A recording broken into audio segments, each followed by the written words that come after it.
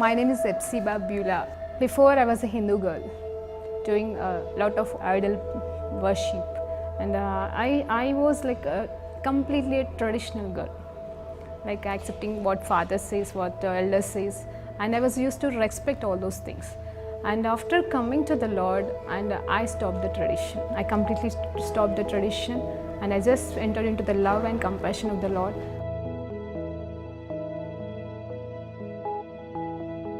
My parents arranged for the marriage, and it was like a 2 months gap from the arrangement to the marriage. And immediately after marriage, like he said, like I don't like you. I just want to leave, and he left. Even I was pleading him, I was begging him, and I was asking him to come back, but it never happened. If he is not going to come to me, I want to die that. If he is going to be separated from me, I should die.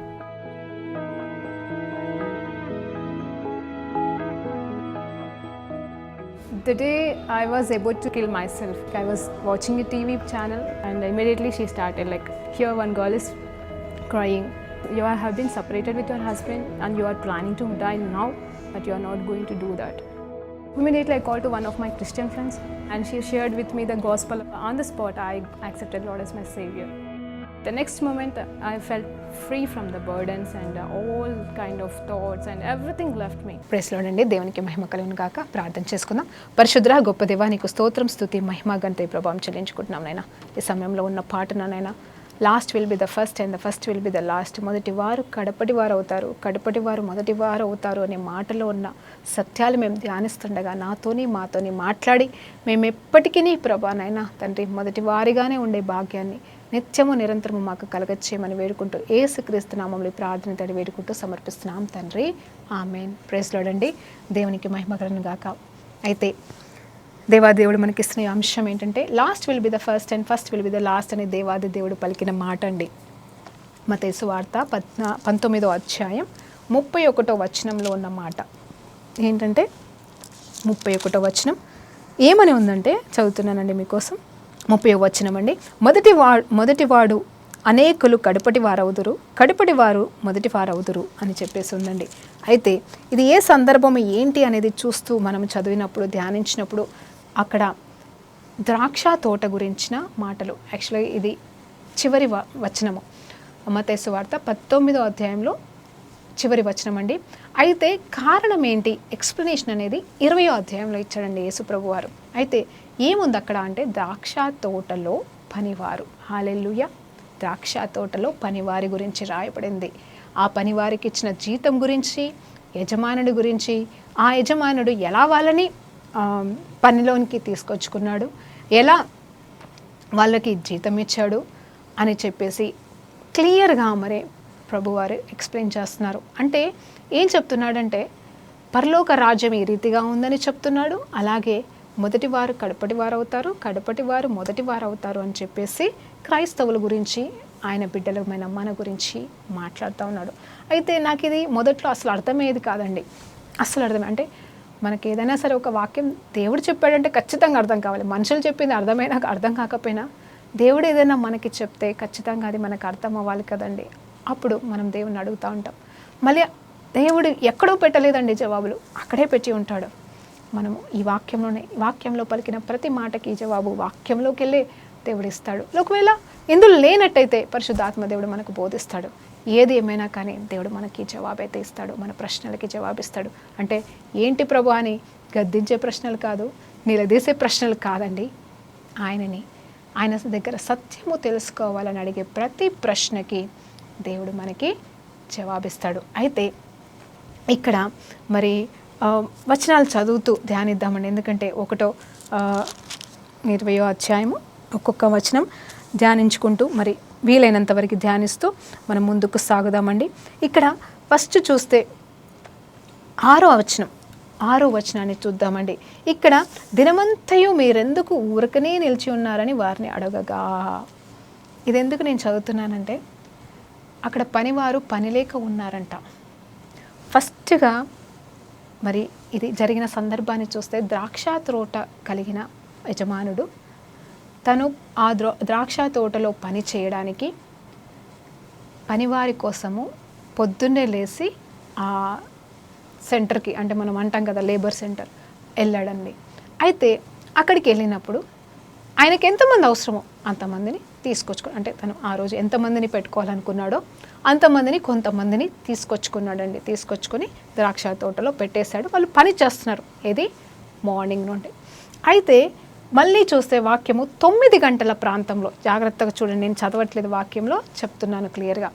9 గంటలకి అంటే ప్రొద్దున కొంతమందిని తీసుకొచ్చి వాళ్ళని పని పెట్టుకొని, అది కూడా జీతం కూడా మాట్లాడాడండి.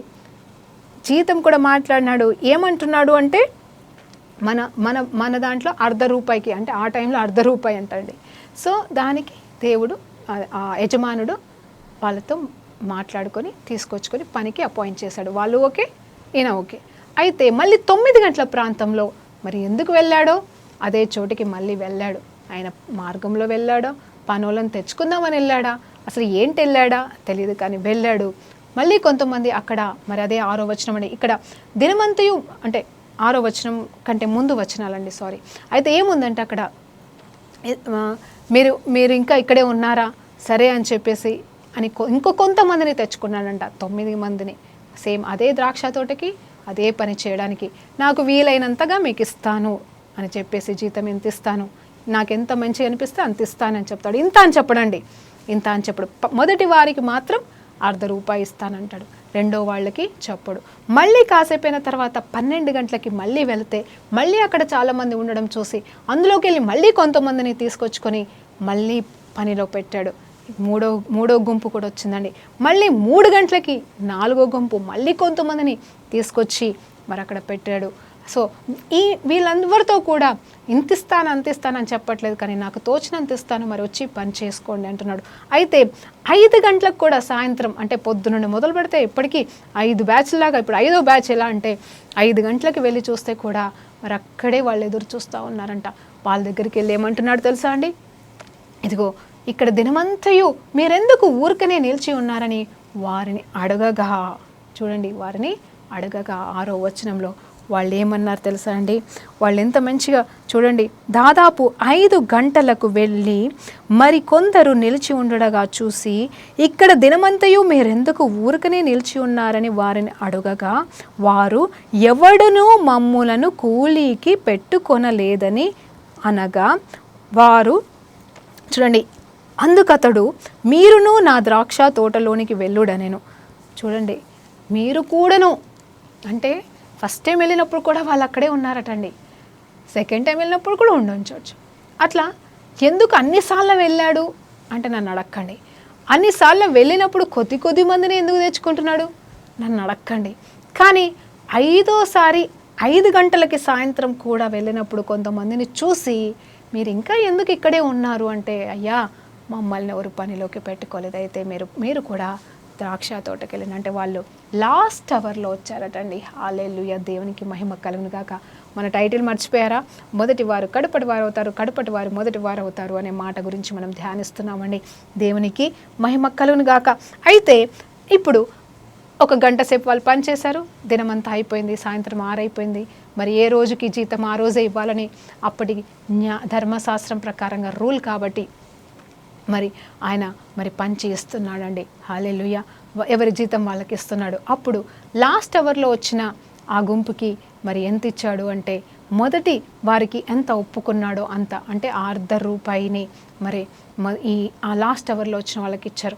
అలా మరి 3 గంటలకు వచ్చిన వాళ్ళకి అదే ఇచ్చాడు, 12 గంటలకు వచ్చిన వాళ్ళకి అదే ఇచ్చాడు, 9 గంటలకు వచ్చిన వాళ్ళకి అదే ఇచ్చాడు. అయితే అలా సేమ్ ఇచ్చుకుంటూ వస్తున్నాడు. కానీ ఫైనల్గా వచ్చేసరికి మొదటిగా వచ్చిన వారు ఏం చేశారు, వాళ్ళు ఏమి ఆశపడ్డారంటే, అక్కడ వచనం ఏం చెప్తుందంటే, దే ఆల్ వెయిటెడ్, అంటే అక్కడ ఏముందంటే ఆ 12వ వచనం 10వ వచనం అండి, మొదటి వారు వచ్చి తమకు ఎక్కువ దొరుకునని. చూడండి, మొదటి వారు వచ్చి అంటే లాస్ట్ వాళ్ళకి వీళ్ళకి ఎంత ఒప్పుకున్నాడు అంతనే ఇస్తున్నాడు కాబట్టి వీళ్ళేం ఆశపడ్డారంటే, మొదటి వారు వచ్చి తమకు ఎక్కువ దొరుకుని అనుకున్నారు, కానీ వారికి ఒక్క దేవారములే చొప్పుననే ఇచ్చాను, అంటే ₹1/2 చొప్పుననే ఇచ్చి ఉన్నాడంట. వెంటనే వాళ్ళు, అదేంటయ్యా లాస్ట్ వచ్చిన వాళ్ళకి అంతే ఇచ్చావు, మాకంతే ఇచ్చావు అని చెప్పేసి మరి యజమానిని ప్రశ్నించారటండి. జాగ్రత్తగా వినండి. ఇక్కడ వాళ్ళు ఏం చేశారంటే, వీళ్ళేం చేశారంటే ఆశపడుతున్నారు, అరే ఇంతకుముందు వచ్చిన వాళ్ళకి అంతిస్తే మనకి ఎక్కువ ఇస్తాడులే అని ఆశపడ్డం తప్పు కాదు, తప్పే కాదు. కానీ ఆశపడ్డారు, ఇవ్వలేదు, అడిగినప్పుడు ఏ హృదయంతో అడుగుతున్నారో అది ప్రాముఖ్యమైపోయింది యేసు ప్రభుకి అక్కడ. అంటే ఆ యజమానుడికి ఏంటంటే అక్కడ ఒక మాట అంటున్నాడు ఆయన వెంటనే, ఎందుకు మీరు అట్లా అంటున్నారు, నేనేమి మీకు అన్యాయం చేయలేదే అంటున్నాడండి. నేనేమి మీకు అన్యాయం చేయలేదు కదా, మీకు ఎంత నేను ఇస్తానన్నా అంత ఇచ్చాను కదా, వాళ్ళకి నేను ఎంత ఇస్తే మీకెందుకు అని చెప్పేశాడండి. అంటే ఇక్కడేముందంటే ఆ యజమానుడు ఈ కూలి వాళ్ళ దగ్గర కోపానికి వచ్చాడు. వీళ్ళు యజమానుని ప్రశ్నించారు. ఆ యజమానిని ప్రశ్నించేంత హక్కు అధికారం వీళ్ళకి లేదు, కానీ ఇక్కడ ప్రశ్నించారు. అంత మాత్రమే కాదు, ఇక్కడ ఆయనకి కోపం కూడా వచ్చింది. అక్కడ ఆ డిస్కషన్లో ఎక్కడో వ్యత్యాసం ఉందండి. హల్లెలూయా. సంతోషంగా తీసుకొని పోతే ఏ వ్యత్యాసం వచ్చేది కాదు. నా కష్టార్జితం నాకు వచ్చిందిలే, నా జీతం నాకు వచ్చిందని తృప్తి పడితే దేవుడు కూడా ప్రశ్నించేవాడు, అక్కడ ఉన్న ఆ యజమానుడు ప్రశ్నించేవాడు కాదు. కానీ ఆ ప్రశ్నని వాళ్ళని దేనికి వాళ్ళకి ఒక విషయంలో అర్హత కోల్పోయారు. ఏంటంటే దేవుని దగ్గర నుండి మన్నన విషయంలో అర్హత కోల్పోయారండి. హల్లెలూయా, దేవునికి మహిమ కలుగును గాక. ఇప్పుడు నేనేమంటున్నానంటే ఆ తర్వాత వీళ్ళకి ఎక్కువ ఇచ్చాడు, వాళ్ళకి తక్కువ ఇచ్చాడు, అందరికీ సమానంగా ఇచ్చేశాడు. ఇది ఎక్కడ మనము పోల్చుకోవచ్చు అనేది చూస్తే అంత్యకాలంలో ఆత్మ అందరి మీద కుమ్మరించబడుతుందండి. జాగ్రత్తగా వినండి, అందరి మీద కుమ్మరించబడుతుంది దేవుని ఆత్మ అనేది. కానీ అందరము ఒకే రకంగా వాడబడతామని ఏమీ లేదు. ఇప్పుడు ఒక ఉదాహరణ చెప్తాను. ఈరోజు నేను 14 సంవత్సరాల నుండి దేవుని సేవలో ఉన్నానని చెప్పగలుగుతాను. అంటే దేవుని నమ్ముకున్నాను, దేవుని సేవలో కూడా వాడబడుతున్నాను. సరే, అయితే నా తర్వాత ఇప్పుడు కొంతమంది వచ్చి యవనస్తులు చక్కగా ఇంకా నాకంటే నేనే యవనస్తురాలంటే నాకంటే చిన్నవాళ్ళు ఇంకా దేవునిలో వాడబడుతూ ఉన్నారు. వాడబడుతూ దేవుని నాకంటే ఎక్కువగా వాడబడుతున్నారండి. అంటే నేను డైరెక్ట్ నా గురించే మాట్లాడడం తప్పు లేదు కాబట్టి మాట్లాడుతున్నాను. ఎంతో సంతోషం అలాంటి వాళ్ళు ఎదిగితే. నాకంటే ఎక్కువగా వాళ్ళు వాడబడితే ఇప్పుడు దేవుడు నన్ను ఒక ప్రశ్న అడుగుతాడు. ప్రశ్న అంటే నా అంతరంగాన్ని ప్రశ్నిస్తాడు దేవుడు. నేను ప్రశ్నించుకుంటాను, ప్రభువా నిన్నగాక మొన్న వచ్చారు, ఇంతగా వాడబడుతున్నారు అని సంతోషిస్తున్నానా, దేవునితో పాటు ఆనందిస్తున్నానా, వీళ్ళు ఇప్పుడు వచ్చి పెద్ద సేవ చేస్తున్నారని కొల్లుకుంటున్నానా? హల్లెలూయా, దేవునికి మహిమ కలుగును గాక. అప్పుడేమవుతుందంటే నా 14 సంవత్సరాలు నా పరిచర్య, ఇప్పుడు వాళ్ళిద్దరు వాదించుకున్నారు చూడండి, యజమానుడు పనివాడు. అదేంటి, నువ్వు 14 ఏళ్ళ నుండి చేస్తున్నావు, నీకు రావాల్సిన జీతం నీకు ఇస్తా, నువ్వు చేసేంతలో నీకు చేస్తున్నాను కదా, నీకేం అన్యాయం చేయట్లేదు కదా, వాళ్ళు వాడబడితే ఏంటి అని నన్ను ప్రశ్నిస్తాడు నా దేవుడు. అప్పుడు నేను భలేనా దాసురాల అనే పిలుపుకి యోగ్యతని కోల్పోతానండి. అప్పుడు నేను మొదటి దాన్నే వాళ్ళకంటే, కానీ ఏమైపోతాను తెలుసా, కడపటి వారిని అయిపోతాను. కడవరి వర్షము ఉంటుందేమో, నేను వాడబడతాను, వాళ్ళకి జీతం రాలేదండి, వచ్చింది, నాకు వస్తుంది, నేను వాడబడతాను, ఇంకా నాకు మళ్ళీ రేపు మళ్ళీ కూలికి పిలుస్తాడు. కానీ ఆ దేవుని దగ్గర ఉన్న ఆ ఫ్రీడమ్ అనేది పోతుంది, దేవుని దగ్గర ఉన్న అన్యోన్యత భావం అనేది పోతుంది. అంటే నాలో ఉన్న ఆ నిజ స్వరూపము అక్కడ ఆ కాంపిటీషన్ స్పిరిట్ పనిచేయడం వల్ల నేనే దేవుని దగ్గర నుండి ఆశీర్వాదం అంటే మళ్ళీ ఆశీర్వాదం కాదండి, ఇచ్చిన ఆశీర్వాదం ఎప్పటికీ పోదు, కానీ ఎక్కడో గ్యాప్ వచ్చేస్తుంది. ఫలానా దాసురాల అనే పిలుపుకి యోగ్యత పోతుందేమో, ఆ భయం మనకు ఉండాలి. కాబట్టి అంత్యకాలంలో పర్వాలేదండి, నిన్న రక్షించబడ్డావా, మొన్న రక్షించబడ్డావా, సంవత్సరాల నుండి రక్షించబడ్డావా, వెయిట్ చేస్తున్నావా, అది వేరే విషయం. అంటే నేను ఇక్కడ ఇంకొకటి, ఇక్కడ ఒక న్యాయం ఉందండి. ఈ పొద్దుననే అందరు వచ్చారు, ఎర్లీ మార్నింగ్లోనే వీళ్ళంతా కూడా అక్కడే ఉన్నారు. ఇక్కడ వాచనమే చెప్తుంది, ఎందుకంటే ఇక్కడ దినమంతయు మీరు ఎందుకున్నారు అంటే ఈ లాస్ట్ అవర్లో వచ్చిన వాళ్ళు కూడా, అక్కడ వెయిట్ చేస్తున్న వాళ్ళు, పనికి వచ్చిన వాళ్ళు కూడా పొద్దున వాళ్ళు వచ్చిన సమయానికే వచ్చారండి. ఇది కూడా జ్ఞాపకం చేస్తున్నాను. అంటే 2 రకాలుగా, మొదటగా కంపారిజన్ కొత్తగా వచ్చిన వాళ్ళ గురించి పెట్టుకుంటే, ఇప్పుడు ఇంకొకటి, వీళ్ళు ఏమి నిద్రపోతుల్లాగా లేటుగా రాలేదు పని దొరకకపోవడానికి, వీళ్ళు కూడా పొద్దున్నుండి కాపుకొనే ఉన్నారు, కానీ ఎదురు చూస్తూనే ఉన్నారు, కానీ తీసుకుపోయే వాళ్ళు దొరకలేదు. యజమానులు దొరకలేదు, వారికి పని దొరకలేదు. అది వాళ్ళ తప్ప అంటే కాదండి, వాళ్ళ తప్పు కాదు. కానీ వాళ్ళు ఎదురు చూస్తున్నారు. వాళ్ళు చేసిన గొప్ప కార్యం ఏంటి తెలుసా? They are waiting for the work. అయ్యో పని దొరకలేదని 12 గంటలకే పోలే, 9 గంటలకే పోలే, లేకపోతే ఆ లాస్ట్ మూమెంట్లో పోలే, లేకపోతే వేసారిపోయి పోలేదు. కానీ 5 గంటల వరకైనా, అంటే 1 గంట పనిచేసినా మరి 2 మెతుకులైనా పోయేంత డబ్బులైనా దొరుకుతాయని ఆశపడ్డారో నాకు తెలియదు వాళ్ళ గురించి. కానీ అక్కడ దేవాది దేవుడు వాళ్ళ హృదయాన్ని చూస్తున్నాడు. వారు పొద్దున్నుండి ఎదురు చూస్తున్నాడు. అంటే ఇక్కడ యజమానుడు అట్లా పొద్దున్నుండి ఎదురు చూస్తున్నాడు. అలా యథార్థంగా నువ్వు ఎదురు చూస్తే ఇదిగో ఎన్ని సంవత్సరాల నుండి దేవుని చేత మరి ట్రైనింగ్ పొందబడుతూ మరి విరగొట్టబడుతూ ఆయన ప్రణాళికలో ఎదుగుతున్నావేమో, ఇంకా నీ సమయం రాలేదేమో అని ఎదురు చూస్తున్నావేమో, ఇంకా దేవుడు నన్ను వాడుకోడా, ఇంకా నా బ్రతికింతేనా, నన్ను పిలిచాడా దేవుడు లేదా అని చెప్పేసి ఆయన పని విషయంలోనే కావచ్చు, లేకపోతే వేరే విషయాలు కావచ్చు, నీ వివాహం విషయంలోనే కావచ్చు, లేకపోతే నువ్వు ఏ పరిస్థితిలో ఎదురు చూస్తూ ఆశీర్వాదం రాకుండా ఎదురు చూస్తున్నావా, నువ్వు ఎదురు చూడడం మాత్రం మానకు, నువ్వు ఆ స్టాండ్ తీసుకోవడం మానకు. దేవుడు లాస్ట్ గంటలో అయినా వచ్చి మరి ఖచ్చితంగా నీకు రావాల్సిన దీవెన, ఆశీర్వాదాలు, పని అన్నీ ఇస్తాడని ఇక్కడ దేవుడు మాట్లాడుతున్నాడు. కానీ నువ్వు చేయవలసిన పని ఏంటంటే ఓపికతో వేచి ఉంటున్నావా? ఇక్కడ ఈ యజమానుడు వారిలో ఏం లక్షణం చూశాడు అంటే వేచి ఉండుట చూసి జాలిపడ్డాడు. జాలిపడడం మాత్రమే కాదు, పనికి తీసుకోవడం మాత్రమే కాదు, వాళ్ళు పొద్దున్నుండి నిలబడిన దానికి జీతం చెల్లించాడు. హల్లెలూయా, దేవునికి మహిమ కలుగును గాక. అంటే మొదటి వారికి కడపటి వారికి అదే జీతం అని ఒక వాక్యం చెప్తుంది కదండి. హల్లెలూయా, దేవునికి మహిమ కలుగును గాక. ఇదే వాక్యం అండి మనం ధ్యానించేది. యాక్చువల్గా నిజం చెప్పాలంటే ఇక్కడ మొదటి వారికి కడపటి వారికి అనే జీతం గురించి మనం ఎన్నోసార్లు బోధనలు విన్నాం, ఎన్నోసార్లు బోధనలు చేశాం. కానీ ఇక్కడ నేను మొదటి వారు కడపటి వారు మొదటి వారు అవుతారు అనే దాని గురించి ఇక్కడ ప్రభువు ఏం చెప్పాలనుకున్నాడు అనేది నేను చూశానండి. నిజమే, మొదటి వారికి అదే జీతం ఇచ్చిన దేవాది దేవుడు కడపటి వారికి అదే జీతం ఇస్తాడు. సో నేను 14 సంవత్సరాల నుండి ఉన్నా, నిన్నగాక మొన్న దేవుళ్ళలోకి వచ్చిన 30-40 సంవత్సరాల నుండి మీరు ప్రయాసపడుతున్నా, దేవుడు మనందరికీ సమానమైన జీతం ఇస్తాడు. ఎవరిని తక్కువ చేయడు, ఎవరిని ఎక్కువ చేయడు. ఆయన మనకప్ప చెప్పిన బాధ్యత అంతే. నాకప్ప చెప్పింది మీకు అప్పచెప్పడు, మీకు అప్పచెప్పింది నాకు అప్పచెప్పడు కదండి. నేనున్న చోట మీరుండరు, మీరున్న చోట నేనుండరు. నాకు ఇచ్చిన పరిధిలో నేను నమ్మకంగా ఉంటే ఆయనకి నేను బలాదాసరాలని. ఒకవేళ మీకు ఇచ్చిన దాంట్లో, మీకు ఇచ్చిన సమయంలో మీరు నమ్మకంగా ఉంటే మీరు ఆయనకి బలాదాసుడివి. హల్లెలూయా, దేవునికి మహిమ కలుగును గాక. ఆయన నోటి నుండి వచ్చే ఆ మాట కోసమే కదండి ఈ ప్రయాసాలంతా కూడా. ఆయన నోటి నుండి వచ్చే ఆ మాట కోసమే కదండి ఇవన్నీ కూడా మనం చేస్తున్నాం.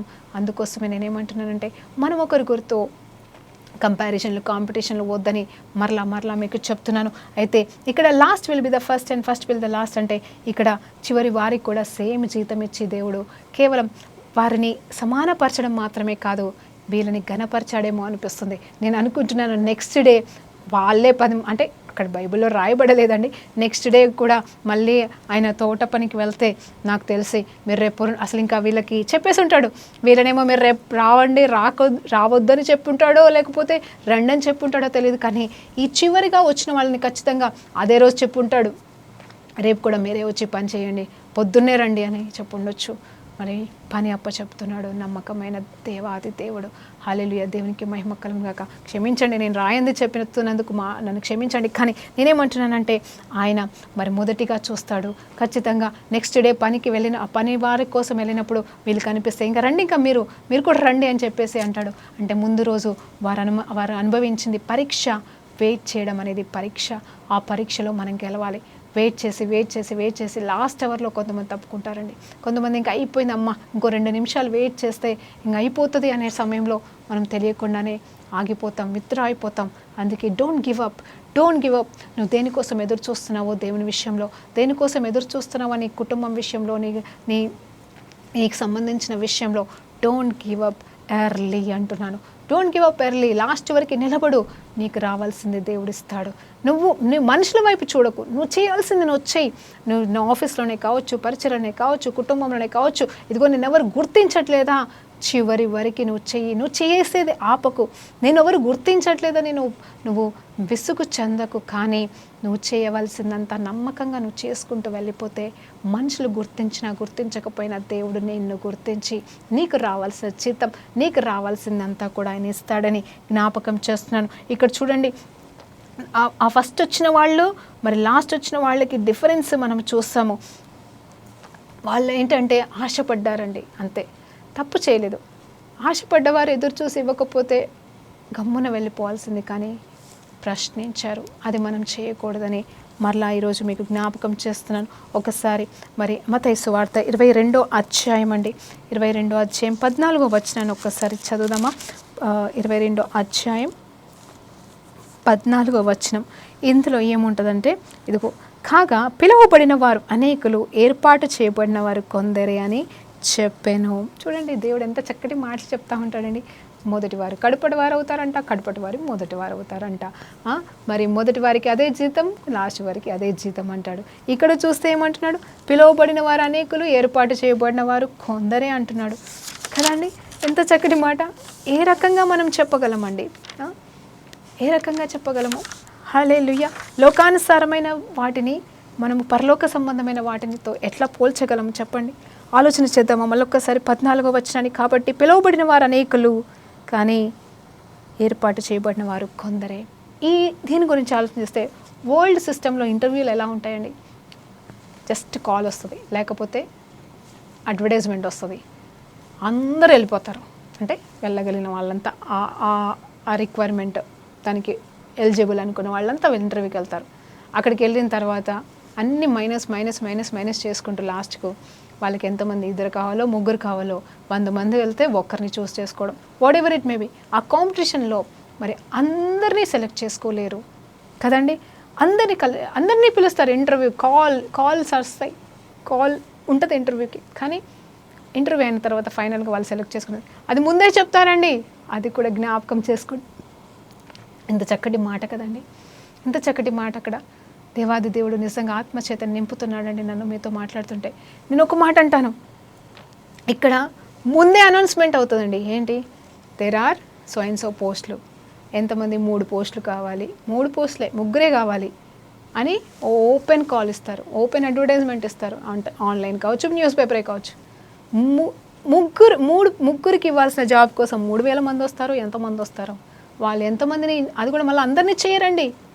ఆల్ ఆర్ కాల్డ్, కానీ అందరినీ ఇంటర్వ్యూ చేయరు. ఎంతమందిని చేయగలరో అంతమందిని ఆ రోజు మట్టికే చేసేస్తారు. చేసిన తర్వాత ఫైనల్గా 3 సెలెక్ట్ చేసేసుకుంటారు. కానీ పరలోక రాజ్యంలో చూసినప్పుడు దేవుని విషయంలో కూడా పిలువబడిన వారు అనేకులే, ఏర్పాటు చేయబడిన వారు కొందరే అని ఎందుకు చెప్తున్నారు తెలుసా అండి? దేవుడేమి ఇక్కడ వాళ్ళలాగా ఇంతమందే కావాలని పెట్టలేదండి లిస్ట్. జాగ్రత్తగా ఉండండి, ఇక్కడ వినండి. దేవుడేమి చెప్పలేదు నాకు ఇంతమందే కావాలని చెప్పట్లేదండి. ఎందుకంటే పంట విస్తారంగా ఉంది, కోత విస్తారంగా ఉంది, పైరు కొయ్యడానికి పంట సంసిద్ధంగా ఉంది, కోయేవారు లేరు, కోసేవారు లేరు. కాబట్టి పంట యొక్క యజమానుడికి చెప్పండి, ప్రార్థన చెయ్యండి, కోసే వాళ్ళని పెంచమని. ఎంత చక్కటి మాట అండి. ఇక్కడ ఎంతమంది కావాలని లిస్ట్ లేదు. దేవుడికి ఎంతమంది కావాలని సంఖ్య అక్కడ లేదు. కానీ పిలువబడిన వాళ్ళైతే అందరంట, ఏర్పాటు చేయబడిన వాళ్ళంతా కొందరంట. ఎందుకు? దేవుడు ఏమంటున్నాడు? He need more people. ఆయనకి ఎక్కువ మంది కావాలి పంట కోయడానికి. కానీ కొంతమంది ఏర్పాటు చేయబడుతున్నారు అంటే ఇలాగేనండి. కాంపిటీషన్స్ అని, కంపారిజన్లు పెట్టుకొని, దేవుడు ఏమి ఇచ్చాడని, దేవుని నుండి ఏం పొందుకున్నామని సగంలో వెళ్ళిపోతున్న వారే. అంతేకాని పిలిచిన వాళ్ళందరినీ ఏర్పాటు చేయడానికే దేవుడు పిలుస్తున్నాడు. కానీ వారు ఆ ప్రాసెస్లో కానీ ఆగిపోయి, లేకపోతే అర్హతను కోల్పోయి, దేవుని దగ్గర యోగ్యతని కోల్పోయి, దేవుని దగ్గర అంటే ఆ బంధం కోల్పోయి దేవుణ్ణే ప్రశ్నించి పిలువబడిన లిస్టులో ఉన్న వీరు ఏర్పాటు చేయబడిన లిస్టులో ఉండలేకపోతున్నారు. అందరూ పాపం వల్లనే కాదు, పాపంలో పడిపోయి కొందరు దేవుని దూషించి కొందరు, పక్క వాళ్ళతో పోట్లాడి కొందరు ఏదో ఒక రకంగా ఏర్పాటు చేయబడేసే గుంపులోకి వెళ్ళి తొలగిపోతున్నారు. అందుకోసమే దేవుడు అడుగుతూనే ఉన్నాడు, నీడెడ్, ఎవరు వెళ్తారు? దేవుడికి మొదటి వారు కావాలండి, లాస్ట్ వారు కావాలి. ఇక్కడ ఈ ద్రాక్ష తోట ఎన్ని ఎకరాలు ఉందో, ఎన్ని రోజులలో ఆ పంట పని అయిపోతుందో, కానీ ఇప్పుడు ఈ లోకంలో ఉన్న పంట కోయడానికి మాత్రం మనం చాలామందిమే కావాలి. ప్రతి ఒక్కరు కావాలండి. నువ్వు 4 గోడల మధ్యలో కూర్చొని లేవలేని స్థితిలో ఉండి నేనేం చేయగలను ప్రభు అని ఏడుస్తున్నావా? దేవుడు ఏం చెప్తున్నాడు తెలుసా? నువ్వు వెళ్ళలేని చోటికి, నువ్వు మాట్లాడలేని చోటికి, నీ స్వరం వినలేని చోటికి నీ ప్రార్థన వెళ్తుంది. నువ్వు ప్రార్థన చెయ్యి. యేసు ప్రభుతో పాటుగా తండ్రికి చెయ్యి. ఏమని? అయ్యా, కోసేవారిని లేపయ్యా, పంట కోయాలయ్యా. అవునండి, సువార్త ప్రకటింపు జరుగుతుంది, కానీ సువార్త కోణాలు చాలా డిఫరెంట్గా అయిపోయినాయి.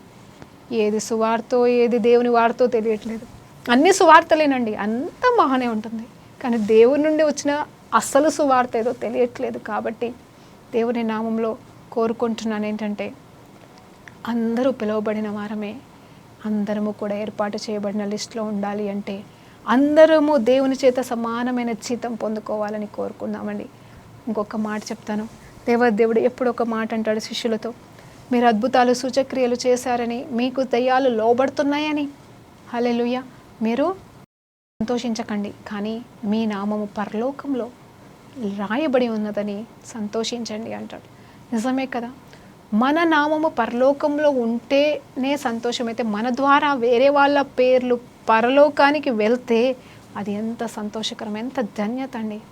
హల్లెలూయా, దేవునికి మహిమ కలుగును గాక. ఈ రీతిగా మన జీవితంలో మనం ఇతరులకి దీవెనకరంగా ఎట్లా ఉండాలి, ఏ రీతిగా ఉండాలి అనేది మనం నేర్చుకుంటా ఉన్నాము.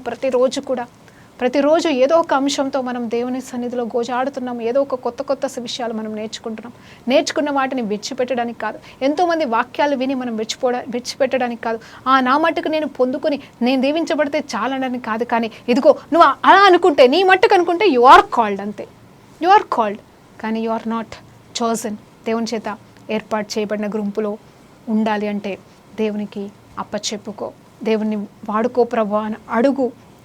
ఇక్కడ మరి దేవాది దేవుడు మనల్ని ఆ రీతిగా వాడుకోవడానికి ఇష్టపడుతున్నాడు.